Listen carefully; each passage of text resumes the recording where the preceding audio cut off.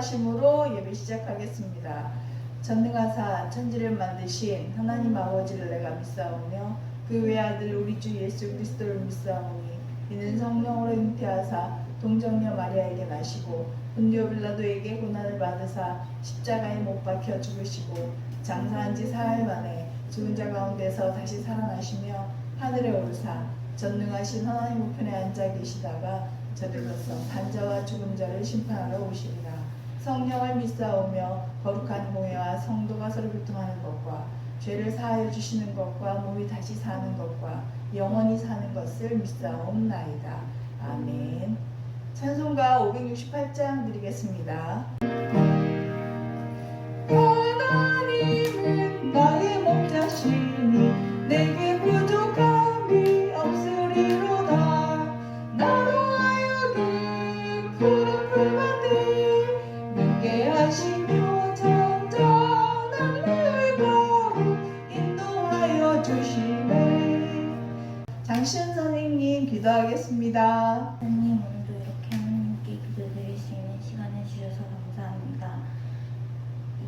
이번 한 주간도 주님 안에서 주님만을 바라보며 온전하게 살 수 있게 도와주셔서 감사합니다. 다음 한 주간도 다른 곳을 바라보지 않고 항상 하나님을 바라보며 살아갈 수 있도록 주님 도와주세요. 예수님 이름으로 기도드립니다. 아멘. 설교 본문 말씀은 룻기 2장입니다. 10절에서 12절 말씀. 룻이 엎드려 얼굴을 땅에 대고 절하며 그에게 이르되 나는 이방 여인이거늘 당신이 어찌하여 내게 은혜를 베푸시며 나를 돌보시나이까 하니 보아스가 그에게 대답하여 이르되 내 남편이 죽은 후로 내가 시어머니에게 행한 모든 것과 내 부모와 고국을 떠나 전에 알지 못하던 백성에게로 온 일이 내게 분명히 알려졌느니라. 여호와께서 내가 행한 일에 보답하시기를 원하며 이스라엘의 하나님 여호와께서 그의 날개 아래에 보호를 받으러 온 내게 온전한 상 주시기를 원하노라 하는지라. 아멘. 누가 하나님의 마음으로 하나님의 눈으로 봤는지 오늘 한번 배워보겠습니다. 나오미의 가정은 어땠냐면 남편 이름이 엘리멜렉이에요. 나오미 남편 엘리멜렉이고 아들이 둘이 있었어. 아들이 말륜과 기럯이에요. 이렇게 두 아들하고 남편하고 나오미하고 네 식구가 이민을 갔어요. 어디로 갔냐면 모압이라는 땅으로 갔어요. 이민을 갔는데 거기도 흉년이 드네. 거기도 살기가 너무 힘들어서 쫄딱 망했어요. 쫄딱 망한 게 문제가 아니라 남편과 두 아들이 다 죽어버렸어요. 나오미가 혼자 남았어요. 근데 사실은 혼자가 아니었어요. 거기 모압 땅에 가서 두 아들을 결혼을 시켰어요. 그럼 며느리가 둘 있겠죠. 여자 셋만 남았는데 살기가 힘들까요? 좋을까요? 나오미가 너무 힘들다라고 걱정하고 있는데 소식이 들려와. 고향 소식이. 베들레헴에 풍년이 들었대요. 하나님이 풍년을 주셔서 살기가 좋아졌다는 소식이 들리니까 나오미가 생각해봤어요. 이제 내가 하나님께로 돌아갈 때가 됐구나. 내 고향으로 가야겠다라는 생각이 들어서 두 며느리를 앉혀놓고 얘기를 했어요. 나는 이제 내 고향으로 돌아갈 거야. 근데 너희 둘은 모압 사람이니까 너희 가족에게로 돌아가라. 내 두 아들도 다 죽었고 니네가 이제 자식을 낳을 방법도 없으니까 그냥 너희들은 친정으로 돌아가라. 이렇게 얘기를 해요. 나오미가. 그랬더니 오르바는 내 어머니하고 돌아가요.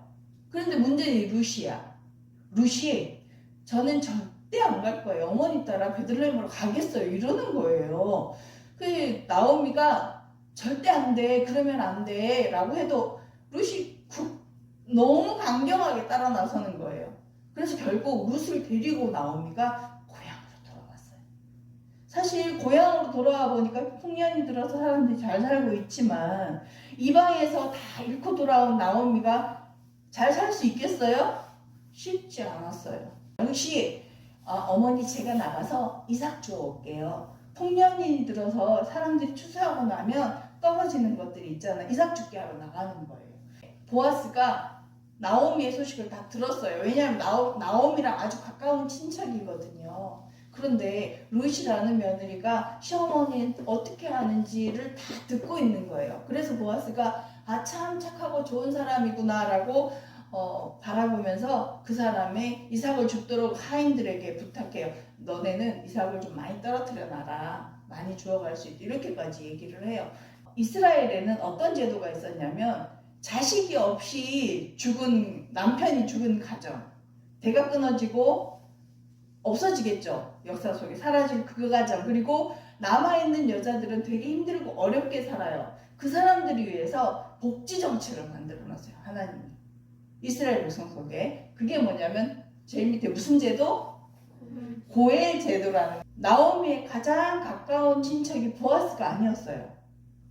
누구였냐면 아무개. 성경 이름은 안 나와요. 아무개가 있어서 보아스가 그 사람을 찾아가요. 그리고는 뭐라고 얘기하냐면 나오미 밭을 사주겠소? 밭을 사면 그의 며느리 룻과 결혼을 해야 됩니다. 이렇게 얘기해요. 그러니까 이 아무개가 생각을 해요. 생각해보니까 이 밭을 사주는 게 문제가 아니라 밭을 살려면 돈도 들죠. 그런데 나오미하고 룻이 가진 재산이 있어 없어? 없으니까 그 사람들 먹여 살려야 되잖아요. 그러면 돈이 들까 안 들까? 그러니까 돈 생각이 나는 거야. 이 사람이 너무 손해가 클 것 같은 거예요. 그래서 전 안 할 거예요. 이렇게 얘기를 해요. 근데 보아스는 무엇을 먼저 생각했을까요? 보아스는 왜 일부러 가까운 친척까지 찾아가면서 나오미를 도우려고 했을까요? 보아스의 마음에는 하나님의 마음이 있었어요. 하나님의 마음이 어디로 드러나? 눈으로 드러나는 거예요. 그가 보는 것은 돈이 아니라 사람들을 불쌍히 여기는 하나님의 마음이었어요. 하나님의 눈으로 본 거예요. 우리는 대부분 나만 생각하는 마음이 아주 커요. 그 마음에 하나님이 없으면 이기심으로 아마 가득 찰 거예요. 이기심의 눈으로 노숙자 보면 어떡해? 아, 더러워, 징그러워. 그죠? 아, 가까이 하기 싫어. 냄새나. 도망가야지. 이 아이 보니까 징그러워. 어떻게 사람이 저렇게 생길 수가 있어? 저게 사람이야? 아우, 징그러워. 무서워. 이렇게 되겠죠. 그리고 또 저 할아버지 나 모른 척 할 거야. 난 앉아있고 싶어. 그리고 내가 아니었어. 진짜 다행이야. 쟤는 좀 불쌍하긴 한데 나도 맞을지 모르게 도망가야지. 얼른 도망가. 하나님의 눈으로 보면 어떨까요? 안 돼 보이고 또 저 꼬맹이를 보면 안타깝고 아까 그죠? 불쌍해 보이고 그리고 지하철에 할아버지 보면 얼른 앉으세요 할아버지. 튼튼한 다리 가진 제가 서 있을게요. 이렇게 하고 그리고 폭행당한 친구들 보면 얼른 119 신고하고 호루라기 불고 막 자기 할 수 있는 거 다 그렇다고 가서 내가 싸워 이길 수 있다고 덤비면 안 되겠죠. 할 수 있는 방법을 찾아주는 거. 얼른 그 친구를 도와줄 방법을 찾을 수 있게. 이게 하나님의 눈이에요. 이기심이라는 이 장벽을 뛰어넘게 만드는 건 뭐라고요? 하나님의 마음. 하나님이라면 어떻게 하셨을까? 하나님이라면 이 상황에 어떻게 저 사람들에게 했을까라고 생각하는 거죠. 상황마다 역시 잘해낼 줄 알았어. 하나님 여러분한테 이렇게 얘기할 거예요. 여러분들 이런 칭찬 듣는 어린이들 되세요? 기도하겠습니다. 하나님 감사합니다. 오늘은 룻과 보아스에 대해서 배웠습니다. 보아스가 룻을 도울 수 있었던 이유가 하나님의 눈으로 룻을 보았기 때문이라고 배웠습니다. 하나님 우리 의정부교 어린이 친구들이 하나님의 마음, 하나님의 눈으로 세상을 볼 수 있게 하시고 그들의 마음이 자기만 아는 이기심을 깨고 하나님을 향하여 마음을 돌릴 수 있는 귀한 친구들 되게 도와주세요. 예수님 이름으로 기도합니다. 아멘. 주기도문으로 예배 마치겠습니다. 하늘에 계신 우리 아버지여 이름이 거룩히 여김을 받으시오며 나라의 임하옵시며 뜻이 하늘에서 이룬 것 같이 땅에서도 이루어지이다. 오늘날 우리에게 일용할 양식을 주옵시고 우리가 우리에게 죄 지은 자를 사하여 준 것 같이 우리 죄를 사하여 주옵시고 우리를 시험에 들게 하지 마옵시고 다만 악에서 구하옵소서. 대개 나라와 권세와 영광이 아버지께 영원히 있사옵나이다.